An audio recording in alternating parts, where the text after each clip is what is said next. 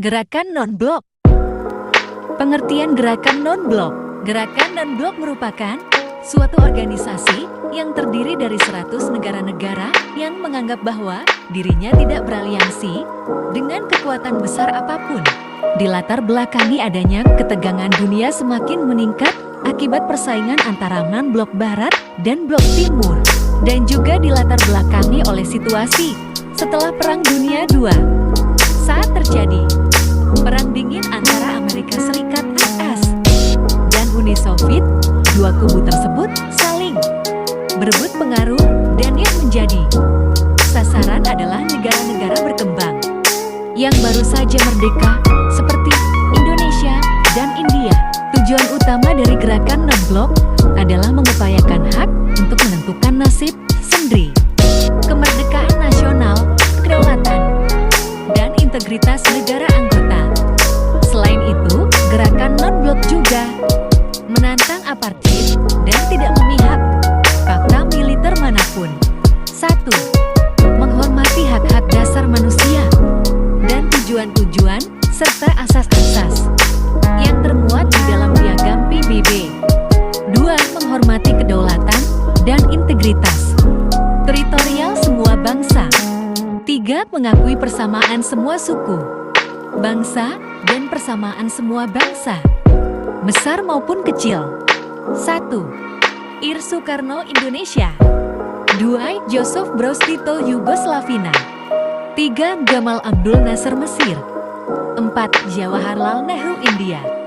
5. Kwame Nkrumah Ghana. 1. Mengakui kemerdekaan Bangladesh. Pakistan dilansir dari Encyclopedia Britannica tahun 2015. Pakistan, Bangladesh, dan India. 2. Membela Pakistan dalam konflik dengan India sejak kemerdekaan tahun 1947.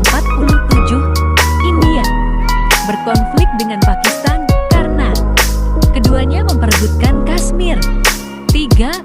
Menyelesaikan pertikaian setelah pertemuan konferensi Bandung tahun 1955 melahirkan prinsip-prinsip perdamaian dunia Dasar-Sila Bandung.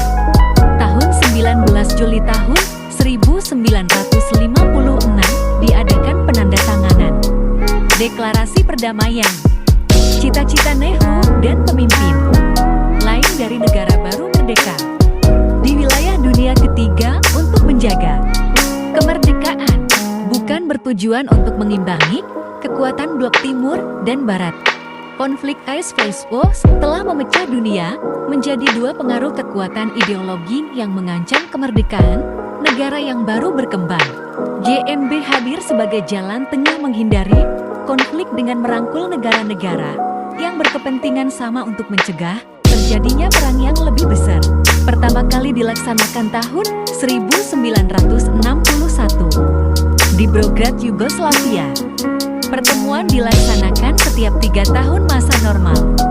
Negara penyelenggara akan menjadi pemimpin GNB selama 3 tahun sampai pelaksanaan pertemuan berikutnya. Indonesia menjadi pemimpin GNB pada tahun 1992 sampai tahun 1995 pada masa pemerintahan runtuhnya Uni Soviet. Aktif dalam menjabatani penyelesaian konflik yang terjadi di antara sesama anggota juga internasional, kritik terhadap invasi Amerika ke Irak, masalah nuklir, orang, dan Korea Utara, meningkatkan kerjasama di bidang ekonomi dan kebudayaan. GNB merupakan usaha untuk mendapatkan dukungan-dukungan dari negara anggota GNB, seperti dari negara-negara benua hitam Afrika. Soeharto mengundang pimpinan Kongres Nasional Afrika, Nelson Mandela, untuk mengunjungi Indonesia pada bulan Oktober tahun 1990 selama kunjungan di negara Indonesia. Setelah konferensi berakhir pada tanggal 6 September tahun 1992, GNB menghasilkan putuskan yang disebut Pesan Jakarta.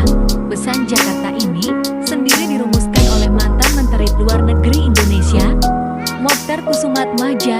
Menurutnya, nama Masa dulu adalah deklarasi Jakarta bukan pesan Jakarta. Hubungan Indonesia dengan JNB bisa dikatakan layaknya hubungan orang tua dengan anaknya. Dikarenakan Indonesia sendiri ikut serta membangun JNB sejak awal berikut. 1. Melaksanakan politik bebas berdasarkan konsisten damai, tak terkait, dan memperlihatkan usaha mendukung politik tersebut. 2. Konsisten mendukung gerakan-gerakan kemerdekaan suatu negara yang terjajah. 3. Tidak termasuk aliansi kekuatan militer di dalam konflik negara-negara adik kuasa baik blok barat. 4. Bila terlanjur mengizinkan basis militer, perjanjian dari basis militer ini harus tidak dibuat dalam kaitan dengan pertikaian antara negara adik kuasa. 5. Jika memiliki organisasi militer bilateral atau regional, harus tidak di bawah kekuasaan negara adik kuasa.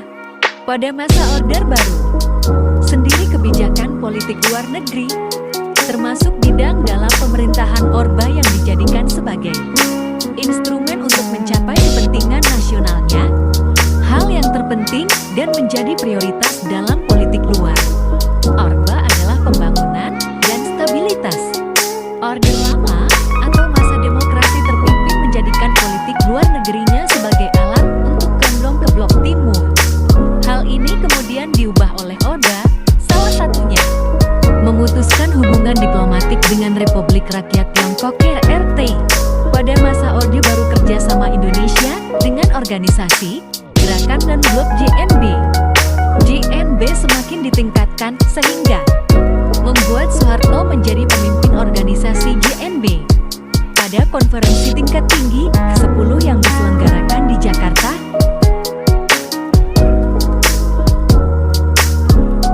tugas negara-negara non-blok tentu tidak akan selesai meskipun sistem internasional yang lebih adil sudah tercipta.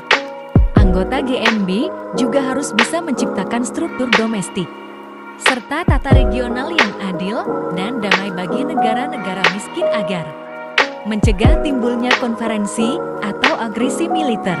Pada masa kepemimpinan Soekarno, negara Indonesia mulai mengikuti forum-forum internasional seperti CEN, PBB, Kelompok 77 dengan karakter Soeharto yang sederhana dan rendah hati membuat negara-negara lain menghormati Soeharto dan pada umumnya menghormati negara Indonesia suatu penghargaan.